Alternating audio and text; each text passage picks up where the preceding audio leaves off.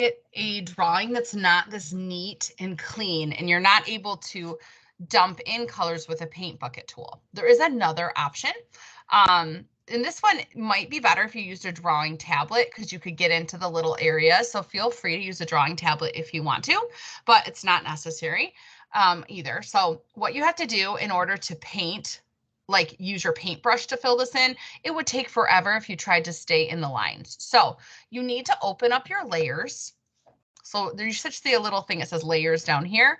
And then what we're going to do is we're going to press the plus button and add a new layer. So right now there's an empty area sitting above, or empty layer sitting above your background. So what you're going to do is, now if you go to your paintbrush, and you can do the same thing and click on your swatches.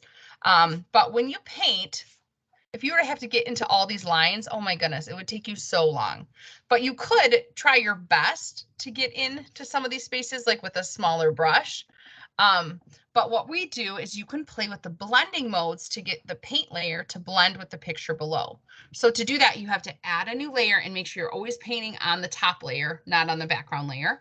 And then you can go here to the blending modes. So did you see it's where it says normal? And I click, and I can put it in one of these options. So this is called linear burn. I think this one works pretty well, or multiply. Actually, I think they're pretty similar for this. Let's put it on multiply. So on multiply, I can paint with my paintbrush, and the lines, it kind of paints behind the lines. Like you can't tell where the paint is. It doesn't cover up the drawing. So I could use my paint bucket. If I need to use my paint bucket again, I have to make sure that I click on the background layer and use it there. And then if I need to use my paintbrush, I can go back up to layer 1 and use my brush so that it blends with it. So paint bucket has to be done where the drawing is, because it has to use your black lines as like areas of separation. But then if you have too many tricky areas, you can just hand paint it, but you're painting it on a layer above. So you have to add a new layer, and then you have to go to multiply, and then you should be able to just paint right over your drawing. When you save this one, so I just press Control S, it's going to want you to save it as a Photoshop file.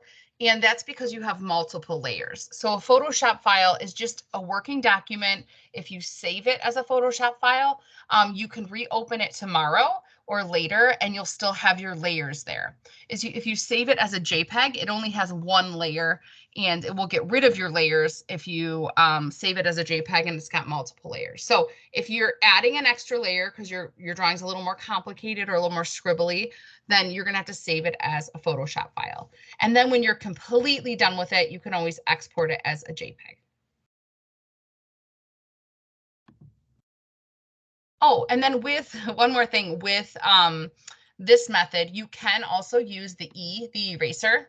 So it's E on your keyboard if you need to erase something, or that Control Z will step back as well. But the eraser tool is also a brush tool that you can go up here and change the size. You can change the hardness or softness of your brush with any brush or eraser.